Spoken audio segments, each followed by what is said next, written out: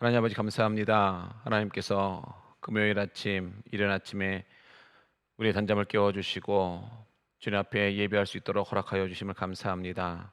주님, 이 시간도 주님께서 우리 예배 가운데 오시고 우리 심령을 다스려 주셔서 말씀으로 다시 한번 주님 앞에 나아갈 수 있는 시간 될 수 있도록 주여 붙들어 주시옵소서.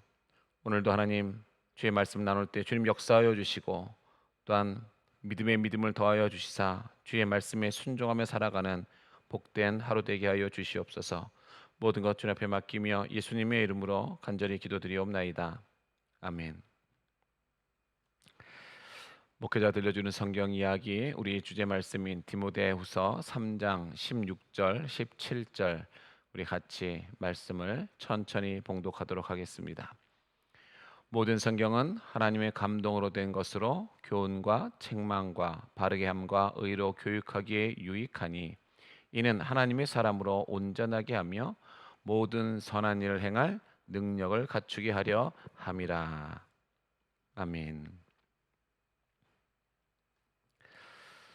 오늘 우리 함께 나누는 말씀은 오늘은 아모스에 대해서 함께 말씀을 나누고자 합니다. 자, 아모스 선지자가 예언 활동을 하던 시대는요, 북왕국 제13대 왕 여로보암 2세와 그리고 남왕국 유다의 제10대 왕 우시아가 통치하던 그러한 시대로서요.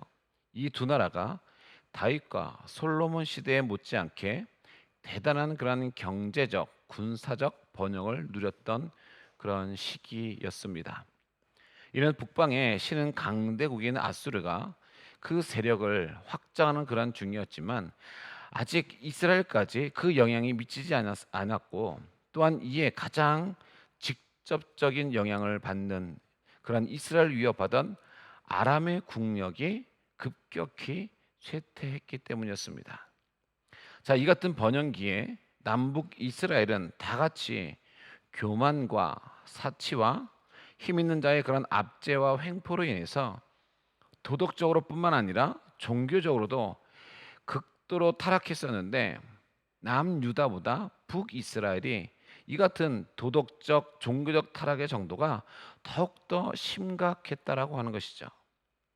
이 하나님은요, 남유다인으로서 직업적인 선지도 아닌 평범한 목자였던 목자 아모스를 그를 선지자로 세워서 북왕국으로 파송하시고 심판의 메시지를 선포하게 하신 것이었습니다. 아모스는요, 예언자의 모델입니다. 그래서 아모스서의 첫 서두는 그의 예언을 함축하고 있다라고 하는 것이죠. 아모스서 1장 1절과 2절에는 이렇게 기록하고 있습니다. 유다 왕 우시아의 시대 곧 이스라엘 왕 요아스의 아들 여로보암의 시대에 지진 전 2년과 드고와 목자 중 아모스가 이스라엘에 대하여 이상으로 받은 말씀이라. 그가 이르되 여호와께서 시온에서부터 부르짖으시며 예루살렘에서부터 소리를 내시리니 목자의 초장이 마르고 갈멜산 꼭대기가 마르리로다. 자, 이런 아모스의 예언은요, 심판주로서의 여호와의 그 모습을 지금 보여주고 있다라고 하는 것입니다. 이제까지 여호와께서는요, 이스라엘의 아버지로서 사랑과 자비와 긍휼을 베풀어 주셨습니다. 그러나 이스라엘 백성이 타락하여져서 그들이 우상과 또한 간음하여 정절을 잃어버리자 공의의 하나님께서는요, 절대로 그냥 내버려 두지 아니하셨다라고 하는 것이죠. 그래서 심판의 전주곡으로 소리를 내신 것입니다. 그리고 아모스의 그 두 번째 묵시의 장면은요, 황폐로 인한 목자의 그 초장의 탄식이라고 하는 것이죠. 풀이 메말랐고 다시 돋아난 풀도 황충이 다 갉아먹어 버렸습니다. 목자는 넋을 잃어버렸습니다. 초장에는 정막만 남았습니다.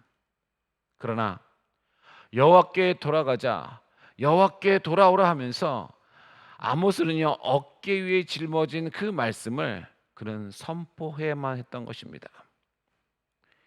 갈멜산은 북서쪽에 있는 군사의 요충지입니다. 그곳은 해변가에서 조금 떨어져 있어서 가뭄이 조금 덜 타는 편이었죠. 그런데 여호와의 심판으로 그 갈멜산이 마르게 되어졌으니 이스라엘 전국이 가뭄으로 찌들게 되어졌던 것입니다. 여호와의 말씀과 예언은요 명확하여져서 이스라엘은 북방의 그러한 침략으로 인해서 결국은 멸망을 당하게 되어지죠. 아모스에게 지어진 이런 여호와의 말씀은요 사랑과 공의를 동시에 적용시키시는 그러한 하나님을 보여주고 있는 것입니다. 한편 하나님께서는요 평화와 경제적 번영의 달콤함에 중독되어 타락해 가고 있는 북이스라엘 백성들에게 국적을 초월하여져서 남유다의 한 목자였던 아모스를 보내셨듯이 오늘날 비록 그 표면적 그런 양상은 분명 다르지만 극단적인 인본주의에 몰두하여져서 하나님을 멸시하고 부인하고 윤리가 실종되어 가는 그러한 타락한 세계 곳곳에 성도된 우리들을 보내길 원하실 것입니다. 그러므로 우리는요 우리가 가야 할 곳이 힘들고 고통스럽거나 사람들 보기에 보잘것없는 곳이라 할지라도 어둠을 밝히는 빛과 부패를 막는 소금의 역할을 우리가 감당하라고 부르시는 그 하나님의 소명에 우리를 보내소서라고 자원하는 자들이 오늘 우리가 되어져야 할 것입니다. 아모스는 남유다와 북이스라엘이 비록 하나님의 선민이라 할지라도 이제 범죄한 이상 이방 열국들과 마찬가지로 하나님의 심판을 피할 수 없더라고 선언합니다. 아모스 2장 4절과 5절은 이렇게 기록하고 있습니다. 여호와께서 이와 같이 말씀하시되 유다의 서너 가지 죄로 말미암아 내가 그 벌을 돌이키지 아니하리니 이는 그들이 여호와의 율법을 멸시하며 그 율례를 지키지 아니하고 그의 조상들이 따라가던 거짓 것에 미혹되었음이라. 내가 유다에 불을 보내리니 예루살렘의 궁궐들을 사르리라. 오늘 지금 이 아모스 2장 4절과 5절에서는요 유다의 3대 죄악을 지금 말씀하고 있는데 먼저는 그 율법을 멸시한 것이었다라고 하는 것이요. 율법의 기원은요 조상들에게서부터 그 정신이 이어져 오다가 시내산에서 전 백성이 확인한 후에 계약 체결로서 그것이 받았습니다. 그 율법은 하나님의 백성이 기쁘게 자부심을 가지고 지키고 또한 순종함으로 간직해야만 했다라고 하는 것이죠. 그러나 그들은요 타락하기 시작했습니다. 애굽을 떠난 지 20일도 못 되어서 금송아지 우상을 만들어 그들이 섬겼던 것이죠. 또한 그들은요 율법의 윤례를 지키지 아니했다라고 하는 것입니다. 이 윤례라고 하는 것은요 율법을 지키는 여러 가지 규칙들을 지금 말하고 있는 것이에요. 율법에 대한 예식 규정들인 것입니다. 윤례가 오늘 우리가 드려지는 이러한 예배라고 한다면 이 율법이 우리의 예배라고 한다면 율례는 그 예배를 드리기 위한 그 순서들이라고 할 수 있겠죠. 제멋대로 제사하거나 제멋대로 하나님께 예배한 그 이스라엘은요 결국 율법을 멸시하고 그 율례도 지키지 아니했습니다. 이것은 언약 백성이 언약을 잊어버리게 되면 이방인보다 못하거나 비참해지고 만다는 것을 오늘 우리에게 가리키고 있는 것입니다. 그리고 또한 그들이요 거짓 것에 미혹된 죄가 있다라고 하는 것이죠. 이스라엘의 여러 죄악상은요 한 가지로 줄여서 바로 우상 숭배였습니다. 그 허무한 그 거짓 것에 조상들이 미혹되어졌다라고 하는 것이죠. 또 그 죄악은요 유전성이 강하여져서 이스라엘 자손들에게는요 자자손손 그것이 이어져 왔다라고 하는 것입니다. 이러한 죄로 말미암아 그들은 결국은 멸망을 당하게 되어졌습니다. 결국 지상 이스라엘은요 종말을 고하게 되어지고 영원한 이스라엘을 기대하게 했다라고 하는 것입니다. 이러한 유다의 3대 죄악은요, 우상 숭배로 말미암아 율법을 멸시하고 지키지 아니하고 거짓 것에 미혹된 것입니다. 오늘 이 땅을 살아가는 우리 또한요, 이런 우상 숭배 죄악 속에 우리가 빠지지 말아야 할 것입니다. 율법을 멸시하거나 그것을 지키지 아니하거나 거짓 것에 미혹되는 일이 오늘 우리 삶 가운데에 없어야 할 것입니다. 또 아모스 2장 13절에 16절은 이렇게 말씀하고 있습니다. 보라, 곡식단을 가득히 실은 수레가 흙을 누름같이 내가 너희를 누르리니 빨리 다름박질하는 자도 도망할 수 없으며 강한 자도 자기 힘을 낼 수 없으며 용사도 자기 목숨을 구할 수 없으며 활을 가진 자도 설 수 없으며 발이 빠른 자도 피할 수 없으며 말 타는 자도 자기 목숨을 구할 수 없고 용사 가운데 그 마음이 굳센 자도 그 날에는 벌거벗고 도망하리라. 여호와의 말씀이니라. 자, 그 제목을 지적함에 있어서는요, 열국의 그것들과는 질적으로 차이를 보이고 있죠. 즉 아모스는요, 먼저 남유다의 죄로 크게 여호와의 그 율법을 멸시하고 그 규례를 어긴 것에 대해서 간략하게 언급하고 있습니다.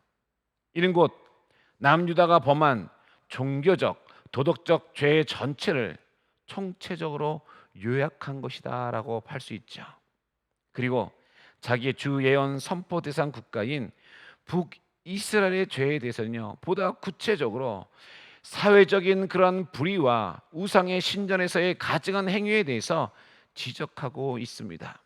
이는 남유다와 동일한 관점에서 북이스라엘이 어떻게 하나님께 대한 그러한 신앙을 떠나 율법을 어기고 우상을 숭배했는지를 보다 구체적으로 보여주고 있는 것입니다. 이처럼 이방 열국들의 죄를 지적함에 있어서는요, 단지 그들 행위 자체의 도덕성을 문제 삼았지만 선민 이스라엘의 그러한 죄를 지적함에 있어서는 하나님께 대한 바른 신앙 자세의 여부와 하나님의 그러한 율법이 그 기준이 되고 있다라고 하는 것입니다. 이는 율법이 있는 자는 율법으로, 율법이 없는 자는 자기 자신이 율법이 되고 그 양심의 증거로 심판을 받는다는 사도 바울의 그러한 교훈과 일맥상통하고 있는 것입니다. 특히 북이스라엘의 범죄는요, 단지 율법의 위반 그런 차원에서만 끝나는 것이 아니라 그들을 출애굽시키시고 선지자와 나신을 통해서 그들의 삶을 지도하신 하나님의 그 무한하신 은총과 사랑을 배반한 것이기에 더욱더 심각한 것이었습니다. 결국 남유다와 북이스라엘에 대한 그 심판 예언은요, 북쪽 이스라엘이 BC 722년경에 아수르에서, 또 남쪽 유다가 BC 586년에 바벨론에 의해서 각각 멸망됨으로써 그 모든 것들이 다 성취되어졌던 것입니다. 우리는 여기서요, 이러한 교훈을 얻을 수 있습니다. 하나님의 공의의 심판 앞에서는요, 선민이라 할지라도 예외가 없다라고 하는 것입니다. 아니, 오히려 이방인은요, 잘 알지 못하는 그러한 가운데에 그 악한 본성에 따라서 범죄하였지만 선민은요, 알면서도 범죄하였기에 그 징계가 더욱더 엄중할 수밖에 없다라고 하는 것입니다. 성도가요, 죄에 빠지는 그 이유 중에 하나는 죄와 사망 가운데 처해 있던 자신에게 하나님께서 베푸신 그 구원의 은총을 망각하여 버리고 그분의 말씀에 순종하는 생활을 하지 않기 때문에 그렇습니다. 그러므로 항상 주의 말씀을 자신의 앞길의 등불로 생각하고 온전한 순종의 마음으로 따르는 경건의 훈련을요, 우리는 날마다 힘써야 할 것입니다. 성도 여러분, 이 아모스를 살펴보게 되어지면요, 여러 곳에서 패역한 북이스라엘 백성들을 향한 심판의 경고가 거듭해서 반복되어져 나오고 있습니다. 더 나아가서 이러한 패역한 자에 대한 하나님의 공의로우신 심판 경고는요, 아모스서뿐만 아니라 구약 선지서에서만도 수십 차례가 나올 것입니다. 그럼에도 불구하고 그들이 회개하지 않고 계속 범죄함으로써 하나님께서는요, 결정적인 그러한 심판을 단행하신 것입니다. 여러분 보십시오. 왕국이 분열된 BC 930년부터 심판 경고가 주어졌다 가정하더라도요, 약 200년에서 400여 년 동안 계속해서 주어진 그 심판의 경고는 그 수를 헤아릴 수조차 없을 정도로 분명 많았을 것입니다. 우리는 여기서요, 이러한 질문을 제기해 볼 필요가 있습니다.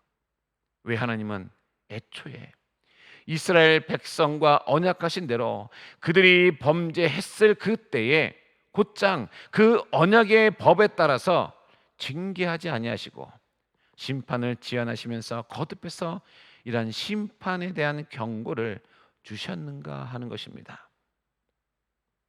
여기에는요, 하나님의 본성과 관계된 정말로 놀라운 진리가 그 안에 담겨져 있다라고 하는 것이죠. 그것이 무엇입니까? 바로 사랑의 증거입니다. 사랑의 증거. 우리는 너무 쉽게 하나님은 사랑이시다라고 하는 그런 경향들이 있지요. 하나님은 사랑이시다. 그러나 하나님께서요, 당신의 택한 그러한 백성들에게 대해서 베푸시는 그 역사를 곰곰이 생각해 볼 때면요, 가슴 깊은 곳에서 무언가 뜨거운 감정이 용수숨 쳐서 올라오는 것을 우리는 느끼지 않을 수 없다라고 하는 것입니다. 그때 우리는 저절로 하나님은 참으로 사랑이시구나 라고 하는 감탄사를 우리가 연발할 수 있게 되는 것입니다.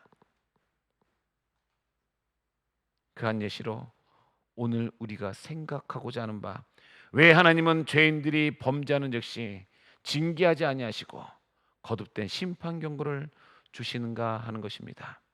왜 그렇게 하겠습니까? 그것은 한마디로요, 태초에 택하신 백성은 단 한 사람도 멸망치 아니하고 다 회개하며 예수님의 그 구속의 복음을 믿고 구원 얻도록 하기 위한 하나님의 그 무한하신 사랑 때문이라고 하는 것입니다.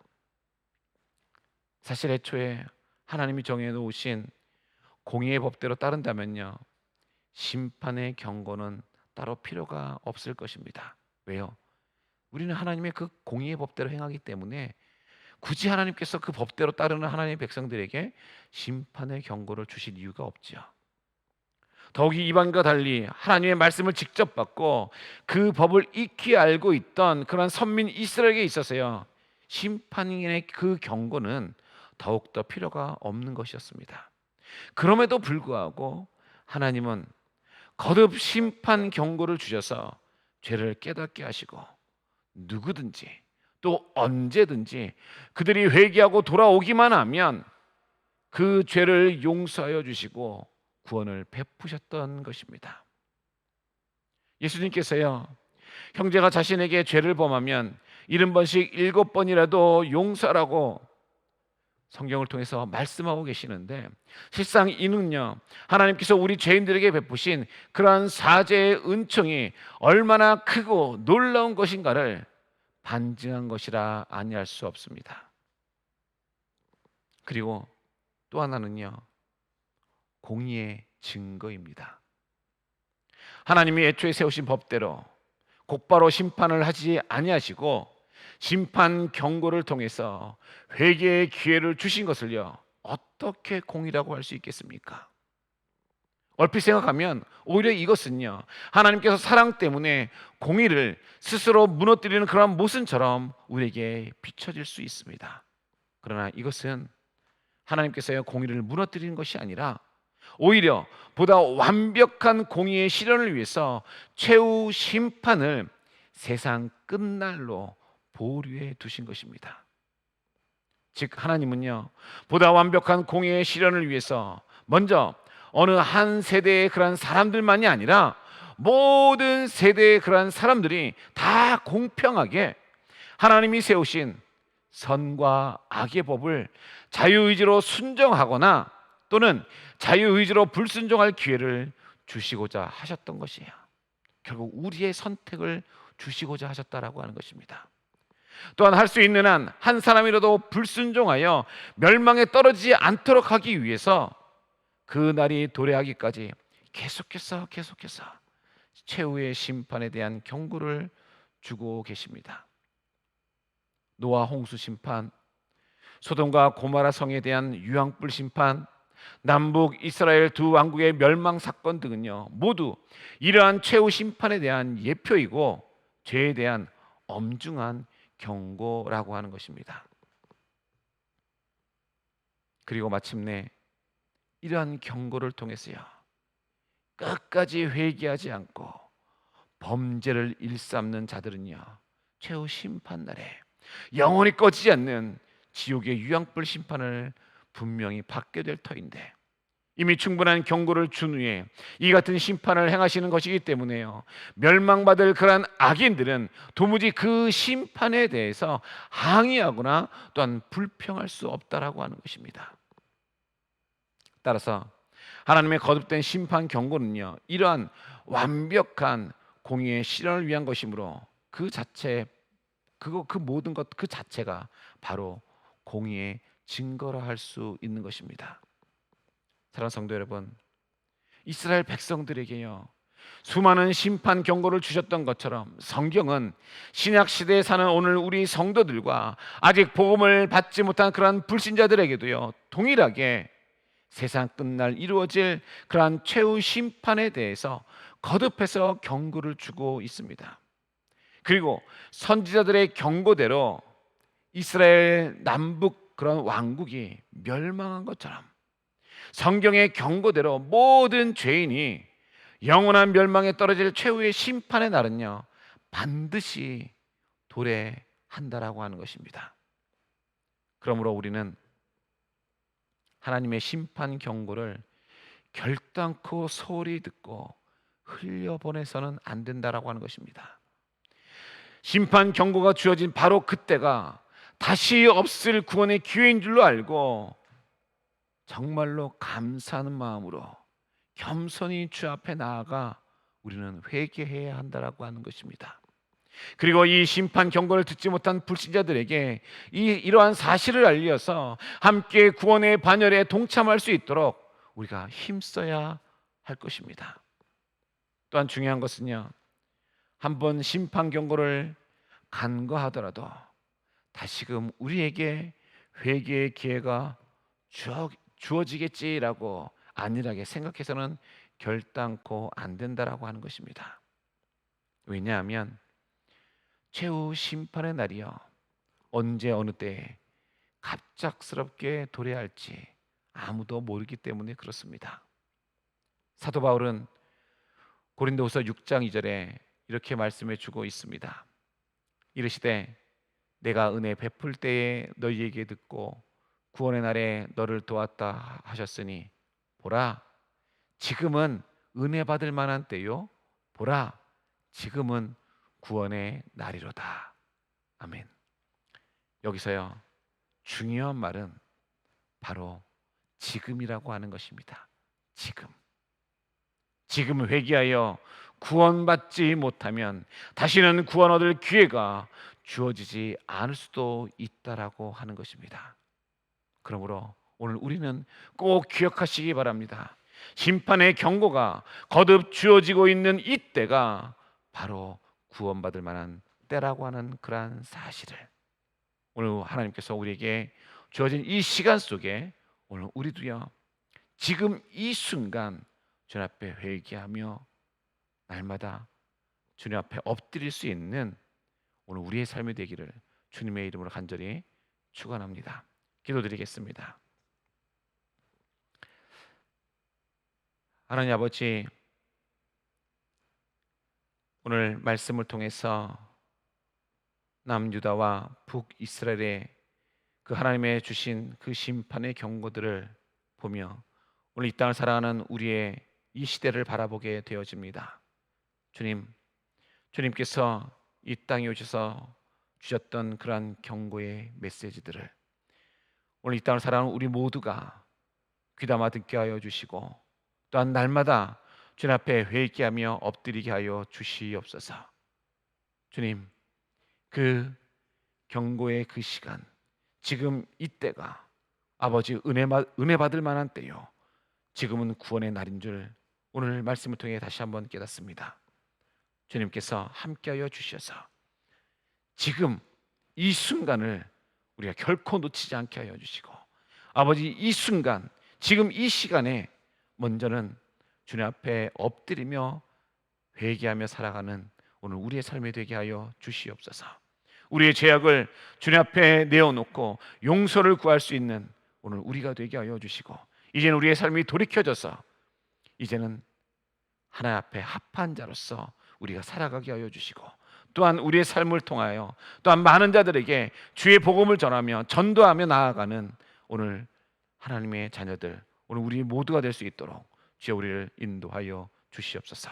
하나님께서 허락하신 오늘 하루 동안도 하나님의 그 은혜 속에 살아가게 하여 주시고, 주의 말씀 붙잡고 주의 말씀대로 실천하며 말씀에 순종하며 살아갈 수 있는 오늘 하나님의 자녀들 우리 모두가 되게 하여 주시옵소서.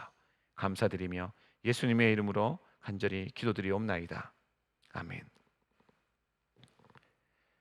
우리 시간 함께 기도하실 때에 오늘 말씀을 기억하시면서 하나님께서 주어지는 그 심판의 날은 우리에게 언제 올지 모릅니다. 오늘 고린도후서 6장 2절에 사도 바울의 그 말씀과 같이 지금은 은혜 받을 만한 때요, 지금은 구원의 날입니다. 그러므로 바로 지금 이 순간 우리가 회개하지 못하면 우리에게 다시는 구원 얻을 기회가 주어지지 않을 수도 있다는 것을 우리는 기억해야 할 것입니다. 그렇기 때문에 오늘 우리 이 순간 우리는 주님 앞에 날마다 회개할 수 있어야 할 것입니다. 오늘 이 시간 먼저는 하나님 앞에 우리의 죄악을 내려놓고, 주님,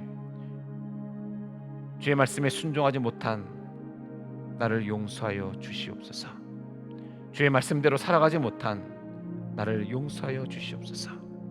세상의 빛과 소금이 되어야 되는데 그러지 못한 나를 용서하여 주시옵소서. 먼저는 주님 앞에 회개하며 우리가 나아가기 원하고, 또한 아모스와 같이 오늘 우리가 하나님의 복음에 증거하는 데에 쓰임 받게 하여 달라고 여러분 같이 하나님의 증인으로서 사용되기를 위해 같이 기도해 주시기 바랍니다. 그리고 계속해서 우리 화면에 나온 대로 그 제목들을 놓고 기도하시고, 마지막으로 여러분이 가지고 계신 기도 제목 놓고 기도하신 후에 모든 예배 순서를 마치도록 합니다. 함께 기도드립니다.